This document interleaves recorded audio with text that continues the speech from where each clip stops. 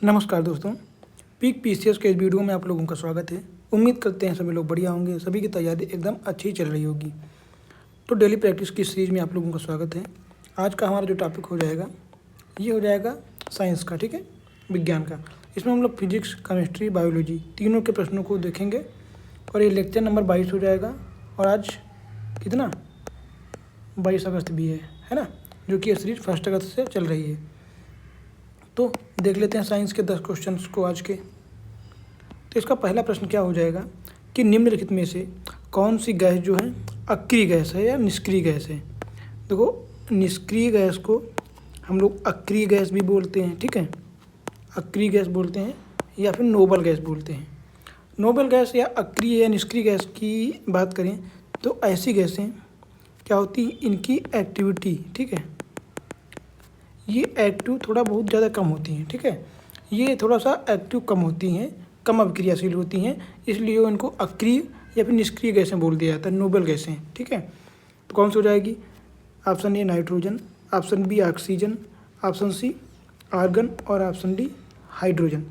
अगर बात करें निष्क्रिय गैसों की तो ये आवर्त सारणी के ग्रुप 18 में रखी गई हैं, ठीक है, ये भी ध्यान रखना। ग्रुप 18 में कौन कौन सी हो जाएंगी? एक तो आपका हो जाएगा हीलियम, ठीक है, दूसरा हो जाएगा नियान और हो जाएगा आर्गन, ठीक है, फिर क्रिप्टॉन हो जाएगा, फिर जिनान हो जाएगा, ठीक है, फिर रेडान हो जाएगा, ऐसे ही और हैं एक दो, ठीक है। तो ये क्या हो जाएंगे? ये अक्रिय या नोबल गैसें हो जाती हैं, ये आप लोग ध्यान रखना इनका नाम, ठीक है। अगर बात करें आर्गन की तो आर्गन की 0.93% मात्रा जो है हमारे वायुमंडल में पाई जाती है, ठीक है, जो कि कार्बन डाइऑक्साइड से भी ज़्यादा हमारे वायुमंडल में पाई जाती है, ठीक है। ये क्या होती हैं? ये रासायनिक रूप में अत्यंत कम अभिक्रियाशील होती हैं, जिससे इनको निष्क्रिय गैसें कहते हैं, ठीक है। तो इसका ऑप्शन सी सही हो जाएगा। अगले प्रश्न की बात करें तो अगला प्रश्न हमारा क्या हो जाएगा कि मानव रक्त का सामान्य पीएच लगभग कितना होता है? ऑप्शन ए 5.5 पीएच, 6.5, 7.5, 7.4 या फिर 8.5 होता है। तो पीएच की बात करें तो इससे हमको पीएच से हमको पता चलता है कि किसी भी पदार्थ की जो प्रकृति है वो कैसी है, वो अम्लीय है या फिर क्षारीय है, ठीक है। अगर पीएच की बात करें तो प्लस माइनस की बात करें, अगर ये 5 के ऊपर जाता है तो इसकी क्षारीय प्रकृति होने लगती है, ठीक है, और अगर 5 से नीचे आने लगेगा तो इसकी प्रकृति कैसी हो जाती है? अम्लीय हो जाती है, ठीक है। तो अगर बात करें कि हमारे मानव रक्त का पीएच कितना होता है, तो मानव रक्त का जो पीएच होता है वो होता है ऑप्शन सी 7.4। अगर इसकी एक्चुअल बात करें तो 7.35 से लेके 7.45 तक जो है इसका पीएच होता है, ठीक है। तो ये 7.4 वाला ऑप्शन सही हो जाएगा, जो कि ऑप्शन सी दिया है, ठीक है। अगर बात करें ये थोड़ा सा कैसा होता है, जो सामान्य रक्त हमारा होता है मानव रक्त, ये थोड़ा सा अल्कलाइन होता है, क्षारीय होता है, ठीक है, क्योंकि ये 5 से ऊपर का है तो ये क्षारीय हो जाता है, ठीक है।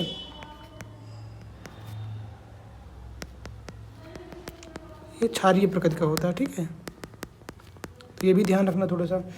बात करें पीएच के नियंत्रण में किस किस की ज़्यादा भूमिका रहती है, तो अगर बात करें बाइकार्बोनेट बफर हो गया या लंग्स हो गए, लंग्स मतलब फेफड़े, किडनी हो गया, इनमें पीएच का बहुत ज़्यादा योगदान देती है, ठीक है।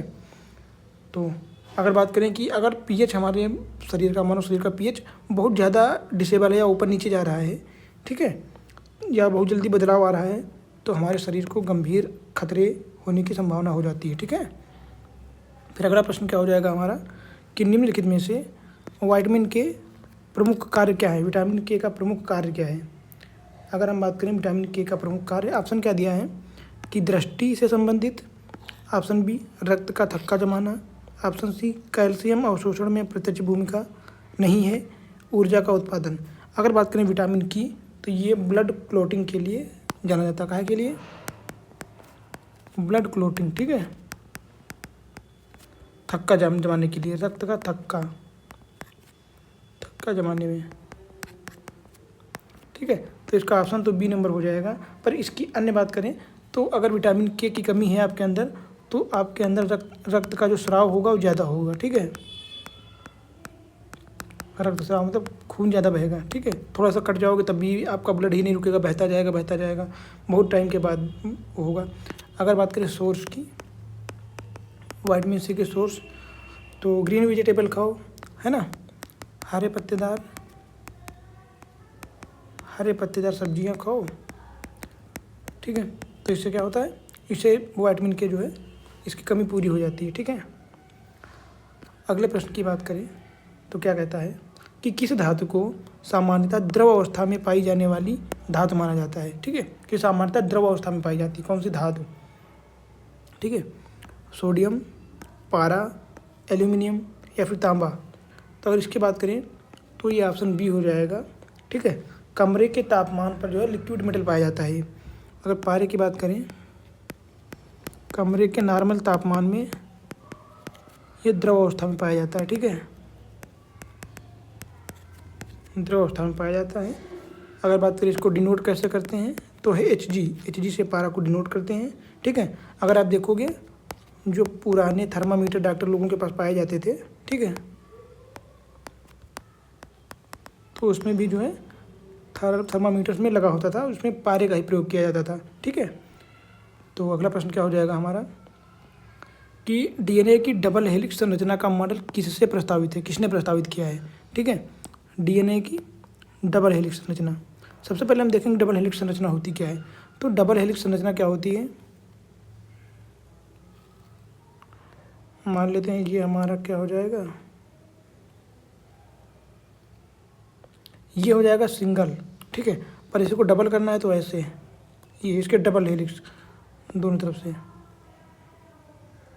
ठीक है, और इनके बीच में ये जो ये होते हैं, यही होते हैं, क्या होते हैं, यही होते हैं एडेनिन, ग्वानिन, साइटोसिन, थाइमिन या जो भी है ना, इसी क्रम में जो रहते हैं। ठीक है, इधर हो गए इधर, तो ये दोनों तरफ से चलता है, ये ऐसे करके ऐसे और फिर ऐसे ऐसे, तो इसको क्या बोला जाता है, डबल हेलिक्स। ठीक है, तो क्या बोलते हैं कि इसका प्रतिपादन किसने किया था डबल का, तो ऑप्शन ए हो जाएगा डार्विन या Lamarck, option B Watson and Crick, option C Mendel and Morgan, Pasteur और कोच। तो इसका ऑप्शन बी हो जाएगा, वाटसन एंड क्रिक ने दिया था। ठीक है, अन्य की बात करें तो वाटसन एंड क्रिक ने कब दिया था इसका, ये 1953 में। ठीक है, जो डबल हेलिक्स संरचना का प्रतिपादन किया था।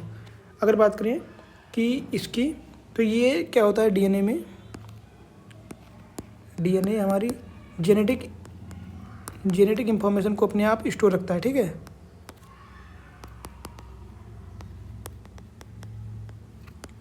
जेनेटिक इंफॉर्मेशन को स्टोर करके अपने पास रखता है और फिर एक पीढ़ी से दूसरी पीढ़ी में स्थानांतरित करता है। ठीक है, ध्यान रखना ये बात, एक पीढ़ी से दूसरी पीढ़ी में स्थानांतरित करता है जेनेटिक इंफॉर्मेशन को। ठीक है, अगर अगले प्रश्न की बात करें तो किसी द्रव का क्वथनांक बॉइलिंग पॉइंट सामान्यतः ऊंचाई बढ़ने पर क्या होगा, बढ़ता है, घटता है या अपरिवर्तित रहता है या फिर पहले बढ़ता है फिर घटता है। तो हम बात करेंगे कि ऊंचाई बढ़ने पर, अगर ऊंचाई बढ़ रही है तो आपने एक चीज़ नोटिस किया होगा कि मान लेते हैं कि ये हमारा पहाड़ है, तो अब जैसे जैसे ऊंचाई पर बढ़ते जाएंगे, ठीक है, तो क्या होगा, जो एटमॉस्फेरिक प्रेशर होता है, ठीक है, वायुमंडलीय दबाव जो होता है वो कम होता चला जाएगा। और जब वायुमंडलीय दबाव कम होगा तो क्या हो जाता है, वायुमंडलीय दबाव के साथ में बॉइलिंग पॉइंट भी घटता है। ठीक है, क्वथनांक जो है,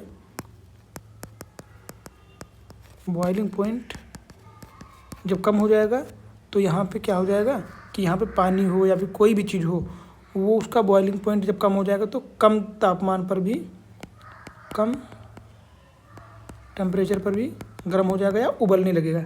ठीक है, तो क्या हो जाएगा कि बॉइलिंग पॉइंट घट जाता है। ठीक है, बॉइलिंग पॉइंट कम होगा अगर ऊंचाई पर जाओगे आप, तो एटमॉस्फेरिक प्रेशर कम होगा, बॉइलिंग पॉइंट भी कम होगा, इसलिए कम तापमान पर चीज़ें जल्दी पक जाएंगी, जल्दी पानी उबलेगा। ठीक है, तो ये चीज़ ध्यान रखना, इसका ऑप्शन बी हो जाएगा, घटता है।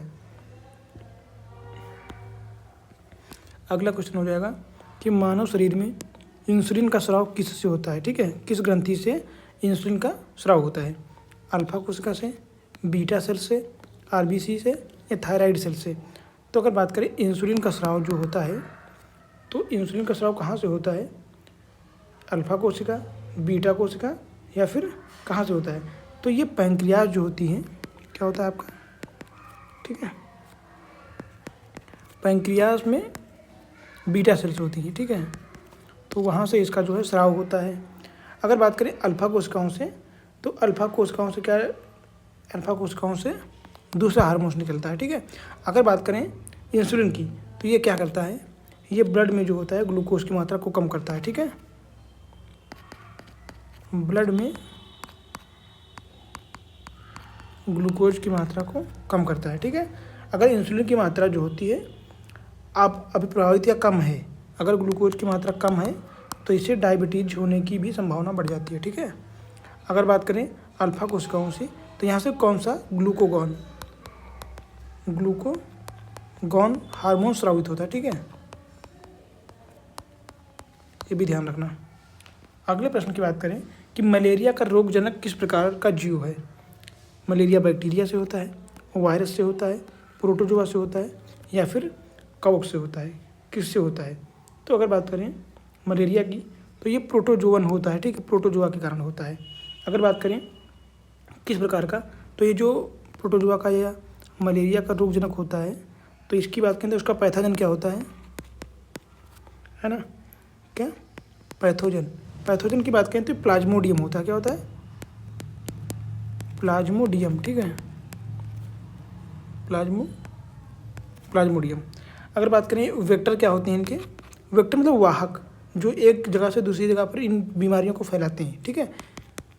तो अगर वेक्टर की बात करें तो ये दो होते हैं, एक तो मेल और फीमेल, पर सबसे इम्पोर्टेंट क्या होता है मलेरिया फैलाने के लिए, फीमेल एनाफ्लीज मच्छर, ठीक है, एनाफ्लीज मच्छर जो होता है ये फैलाता है, ठीक है। अगर बात करें कि ये प्लाज्मोडियम या पैथोजन की कौन कौन सी अन्य वैराइटीज़ होती हैं, स्पेसीज, ठीक है,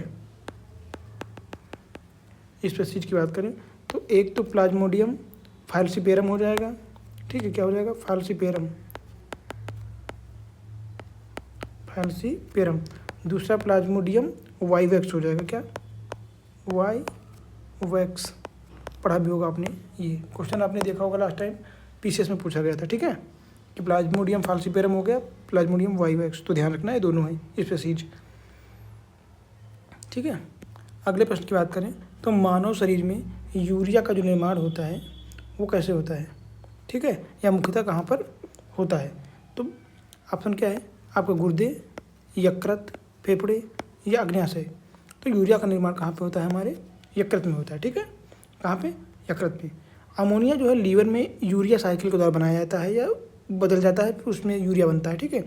अगर बात करें कि यूरिया का किडनी तक पहुंचता कैसे है, तो यूरिया रक्त के माध्यम से किडनी तक जो है, किडनी तक पहुंचता है, ठीक है, ये ध्यान रखना, ठीक है। और इसका कार्य क्या होता है, किडनी जो है क्या करता है, हमारे यूरिन को फिल्टर करता है, उसको साफ करता है या फिर उसका फॉर्मेशन करता है, ठीक है, ये भी चीज़ें ध्यान रखना।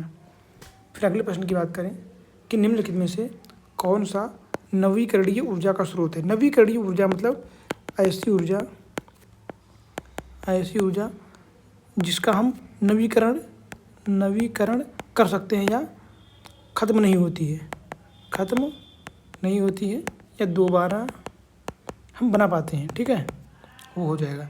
तो नवीकरणीय ऊर्जा क्या हो जाएगी, कोयला खत्म हो जाएगा तो आप बना पाओगे दोबारा, बिल्कुल नहीं। पेट्रोलियम एक बार ख़त्म हो जाएगी कहाँ से बना लोगे, प्राकृतिक गैस नहीं कर सकते हो, पर सौर ऊर्जा जो है ये हमेशा रिन्यूएबल रहेगा, ठीक है, तो इसका ऑप्शन सी हो जाएगा। अगर हम अन्य की चीज़ बात करें कि अन्य कौन सी रिन्यूएबल जो है एनर्जी हो जाएगी, नवीकरणीय ऊर्जा के स्रोत हो जाएंगे, तो अन्य नवीकरणीय ऊर्जा में हो जाएंगे, जैसे ये सोलर हमने देख लिया, हवा हो जाएगा, ठीक है, जल शक्ति हो जाएगी, हाइड्रो पावर, ठीक है, या फिर जियोथर्मल हो जाएगा, ठीक है, जियोथर्मल हो जाएगा, इसके बाद बायोमास भी हो जाएगा। ठीक, बायोमास कभी ख़त्म थोड़ी होता है। तो ये हो जाएंगे नवीकरणीय ऊर्जा स्रोत।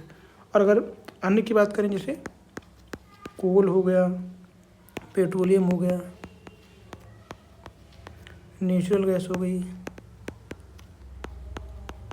ठीक है, नेचुरल गैस हो गया, तो ये सब क्या है, ये सब फॉसिल फ्यूल है, ये ख़त्म हो जाएंगे। ठीक है, इनको दोबारा बनाया नहीं जा सकता एक बार ख़त्म हो गए तो, फॉसिल फ्यूल्स। ठीक है, तो ये भी चीज़ें ध्यान रखना। बात करें फॉसिल फ्यूल्स क्या होते हैं, ये सीमित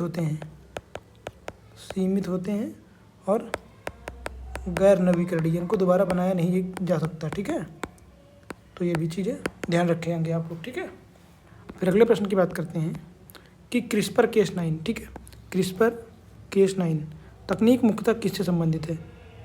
अंतरिक्ष संचार से, जीन संपादन से, नैनो उपग्रह से या रेडियोधर्मिता से? तो इसका आंसर आप खुद देंगे कमेंट में। ठीक है, कमेंट में इसका आंसर आप लोगों को देना है, फिर हम अगली क्लास में देखेंगे कि इसका आंसर क्या है। ठीक है, सभी को देना है आंसर, जो वीडियो देख रहा है सभी को देना है आंसर। ठीक है, कमेंट में। तो आज के आपके 10 प्रश्न खत्म हो गए हैं। बाकी वीडियो देखने के लिए थैंक यू सो मच।